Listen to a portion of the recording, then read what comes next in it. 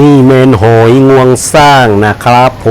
มอันนี้มันหอยงวงสร้างเบิ้งเอาเด้อพี่น้องซูเปอร์มาร์เก็ต TNT เปิดใหม่ป้าดทุกหาก็เห็นนี่ตาย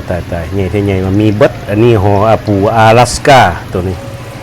มีเบิดซีฟู้ดเต็มพี่น้องกันปาเปิดมือแรกมื้อนี้นะแกรนด์โอเพนว่าสนิทก็เลยมาเรียงคิวมาเบิ่งนำเขาป้าดอันนี้ปู阿拉斯ก้ามีเบิร์ด lobster มากที่ตัวนี้ค่อยนี่ป้าตัวนี้49.99พาวหนึ่งป้าที่ตัวคุณพวกนี้พวกเรื่องนี้สิบเพชรเนี่ยทีละเพียโอ้ครบเบิร์ดมาติดตามมึงมันนี่ว่าสิเป็นแนวใดนะเอาเชิญตามมาเบิ่งเลยซาลาลา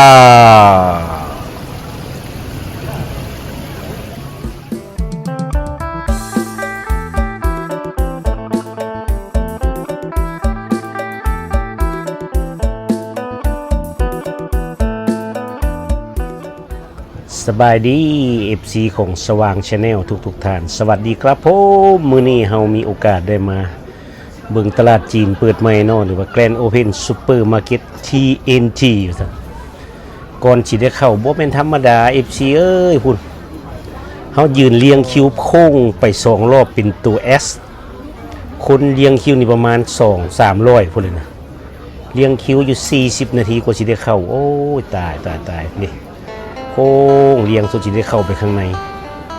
แต่เขาก็เลยถือโอกาสเอามาฝาก FC เขาเบิ่งเนาะบ่เป็นหยังตลาดเปิดใหม่ว่าซั่นเขาก็ลองมาเบิ่งว่าเป็นแนวใดเป็นของคนจีนตลาดจีนนั่นแหละแต่ว่าเขาเจ้าว่าซุปเปอร์มาร์เก็ต TNT ว่าซั่นอยู่มงเลอานเฮานี่แหละว่ามันอยู่ที่ใดดอกพุ่นน่ะเบิ่งดูเขาเจ้าเรียงคิวนะป๊าดเรียงเข้าเรียงออก2-3แถวพุ่นนี่โค้งไปโค้งมาอยู่เอาบัดนี้เขาเข้ามาที่แรกก็ไปเจออยู่บนป่าเนาะเป็นห้านเป็นว่าเขาเอิ้นป่าพุ่นหัวทรงเนรี่บอกเขาเอิ้นโอ้พุ่นอันนี้ป่านี่เขาเจ้าก็เฮ็ดดีนะเขาเจ้าเอาน้ำแข็งวางไว้แล้วก็ตู้แช่ตัวนี้ไม่เป็นตู้เย็นเดี๋ยวมันปล่อยอายเย็นมาตลอดมันบ่เปื่อยแล้วก็สะอาดพี่น้องนี่บ่ได้ค่าโฆษณาให้เขาดอกมีแต่ว่าขอทายเขาเจ้าแล้วเขาเจ้าว่าทายรถแต่ก็เลยทายเต็มที่เลยเฮาเฉพาะแต่บนขายปลาโอ้สะดวกสบายเลย FC เปิดใหม่หาก็เห็นนี่แหละอยู่มองเลอานเท่านี้เห็นแต่อยู่ออตโตวาเนาะห้าน TNT แต่ก่อนปลากับผู้ทางเลือกมีวัตถุปลาเนี่ยนี่บ่จักสิภาคปลาอย่างนั้นเบิ่งเอาเองเนาะ เฮามาพาเนกป่าสะก่อนจักหน่อยครับไปเบิ่งมีหอยหลายอาหารสดไปมาด้ามที่เป็นอยู่บนผักคนที่บ่นี่คุณตัวนี้ปลาเก่าที่บนนี่นะปลาเก่าหรือปลากระโห้นี่นะพุ่นนะตัวบักใหญ่เลยตัวนี้นะ10กิโลพุ่นนะเอาหมักสุ่มเกี้ยงเอาหยัดใส่ปากไว้อย่างนึงแล้วก็มีอย่างมี lobster มีอันนี้มันปลาไซมอนอันนี้นะพุ่นนะไซมอนก็จะวางเป็นตัวไปโอ้ก็แซ่บว่าได้โอกาสยังมาไปเบิ่งเปิดไม่เลี้ยงคิวไปเด้อไผสิไปมันอยู่แซงโลล่างพูดปลานี่เอาหมักสุ่มเกี้ยงหยัดนี่ปลาเก๋านี่เนาะภาษาไทยปลาเก๋าภาษาลาวจักปลาอย่างตัวนี้ปลาแซลมอนหูอยู่นี่ตัวนี้โอ้ล่ะ FC พากันไปเบิ่งเลยอันนี้มันทายอยู่บนป่า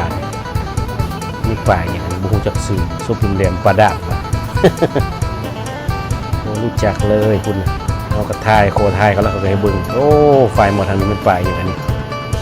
เขาเขียนไว้อยู่ครับบ่ได้อ่านฟังแต่ทายรูปเลยคุณผู้ทางย่างสะอาดเขาเปิดใหม่เด้เนาะเยอะแยะเลยเหลืองจะมันป่าอย่างนี้บุ้งซื้อแล้วโอ้อันนี้คุณมีแต่ตัวแซ่บปลาเปื่อยคือปลาทูก็มีเลยนะวันนี้มาไฟเบิ่งวันนี้มันกุ้งก็จะไปเห็ดโตบักใหญ่เลยคุณสะดวกสบายถ่ายเล่นสิๆเนาะเขาแขกมาด้ามไปเลาะซื้ออยู่วันนี้เขาจะไปถ่ายบนตูป่าคุณคนบ่มีถ่ายแต่เฮาได้คนอื่นเขาก็ถ่ายคือกันพวกฝรั่งพวกอาหรับเขาก็ถ่ายอันนี้พวกลีกิมพวกพัดเท่านั้นกล้องตัวนั้นมาทางนี้มันนี่อันนี้ถึงมีอย่างนี้บริขายกันเลยโคซูเมรี่บนขายปลาคือยางไปซอกหามาด้ามจะอยู่ใส่คุณนะไปซื้อผักอยู่ที่เดิมนี่โอ้เลือกเนี่ยผักบัวซื้อผักบัวไงได้ไงเนี่ยพี่น้องคุณหลายจังเลยเขาสิไปถ่ายปลาให้บุญคืนนี้กันพอติดใจนี่ที่ใจตัวนี้ป ภาษาลาวเขาว่าหอยงวงสร้างสันห้วยหอยใหญ่จังเสียวิตจริงเห็นแต่อยู่อเมริกาที่คนพูดนะเป็นปูเป็นอย่างพระเจ้าโอ้เห็ดขักกับบทุกห้านหลายปลาที่มีชีวิตอยู่กับบักไล่ปลาแพดปลาแบดบนปลาบัดซีแพส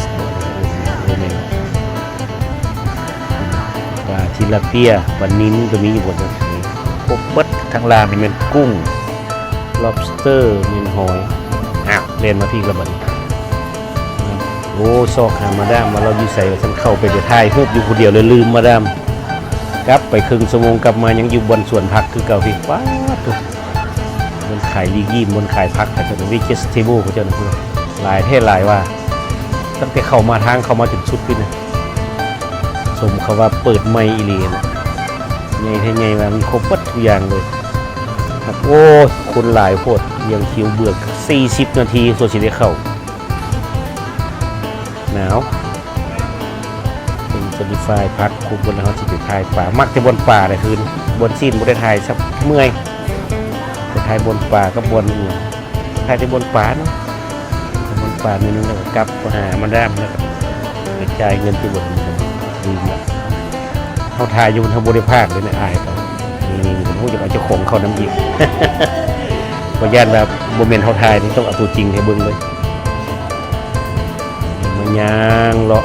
ซอกหามาด้ามเห็นนักเลยถ่ายแอคชั่นอยู่คนเดียวว่าเอาถ่ายรูปเจ้าของเดียวว่าจะ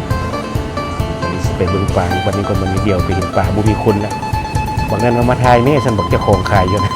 คนหลายแล้วมันถ่ายโบคักนี่เขาถ่ายตรงนี้มันมีแต่เฮาดอกไทยนะครับมาหาตัวนี้อีกมากหลายตัวนี้นะมื้อหน้าที่ซื้อบ่จักชิ้นแนวกินนะผู้ใดบอกเขียนมาบอกเลยเฮ็ดให้กินแซ่บอันนี้นะคอมเมนต์มาบอกได้ว่าเอาเฮ็ดให้กินอยากอยู่ได้นี่ตัวนี้นะบ่จักกินแนวกินนี่เคยกินอยู่ปูอลาสก้านี่ก็บ่ธรรมดานี่นะปูอลาสก้าข้าวนี่ก็ได้68 เหรียญป้าสิถูกถ้าแพงแท้กิโลละ130พุ่นน่ะ136รูละ130 บาททั่วตัวนึงมันส่ง300 ดอลลาร์เท่านั้นนี่มาเบิ่งพี่น้อง FC เฮาเบิ่งพุ่นอยู่ทางล่างเนี่ยมันปูเป็นปลาเขาทายไปทางนึงแล้วก็มีกลับมาทายอีกเพราะว่ามากหลายมันงามอยู่พุ่นหอยก็บ่อึดโอ้ยคู่ทางกินบัดนี้นะฮู้บ่อนแล้วบัดนี้ผมก็บ่ได้ถามแต่ว่าปลาตัวนี้เขาคั่วบดให้อีกบนอีกคั่วให้คือกันนั่นทีละเปียงว่าถือแค่ทีละเปียครับไปโซกหามาดามก่อนมาเบิ่งหมากไม้มีวัตถุหมากไม้ไทยก็มีหมากละมุดหมากมังกรหมากเผาหมากเผาธรรมดามีครบอย่างนี้โพซงเนรี่ภาษาฝรั่งเนาะโพซงเนรี่ภาษาฝรั่งเศสฟิชเนี่ยมันขายปลาแล้วนะ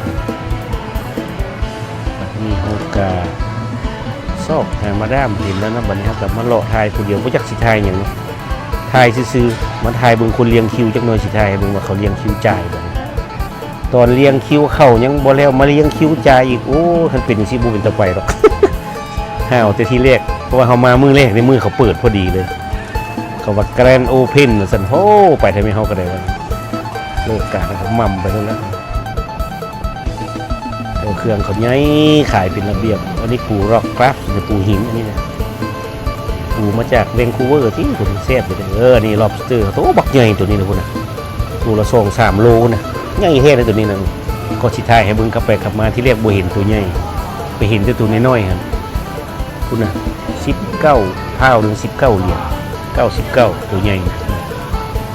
ให้คนหนึ่ง2 ตัวนี่ลิมิตเนี่ยเขามีให้ลิมิตเลยคนหนึ่ง2 ตัวมันปูนี่ก็โลริ้วหนึ่ง13 เหรียญคนก็คักคือได้ปูไม่ถึงแข็งนี่นะปูหินนี่เซน่าหนึ่งมันมาจากที่นี่เนี่ยแคนาดาเขานี่แหละปูเขานี่นะที่แถวแวนคูเวอร์บุญละปู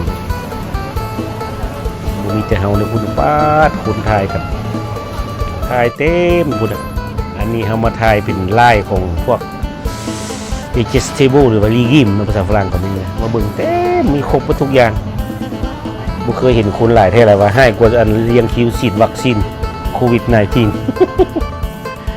หลายแท้หลายว่าเนี่ยตัวนี้เขาก็เมื่อยหลายแล้วนี่ออกมาจ่ายขนาดจ่ายกับเลี้ยงคิวนี่ตัว ตอนนี้เขามาจ่ายเรียงคิวนี่นะถ่ายให้เบิ่งพอประมาณซ้ำนี่แหละกระบุมีอย่างไรดอกจังไปเขากระจายแล้วกระเบิดแล้วนี่เขาบ่ได้ถ่ายอย่างไรเด้ เขาชิบอกนะเบอร์ยังสิบ้าง ตอนนี้แหละก็สิประมาณนี่แหละถ่ายให้เบิ่งนี่อันนี้ทางออกมาจ่ายเงินนี่ก็เจ็ดเขาเรียงคิวตีโค้งเป็นตัวยูก็คือกันนี่ก็เลยทางหน้าแม่นเบิดแต่เรียงมาเข้าทางหลังเอาพี่เบิดตัวนี้แหละนี่ดิก็ประมาณนี้นะเอาสำหรับคลิปนี้ก็ขอบใจเด้อที่ติดตามชมขอบใจพบกันคลิปหน้าบ๊ายบาย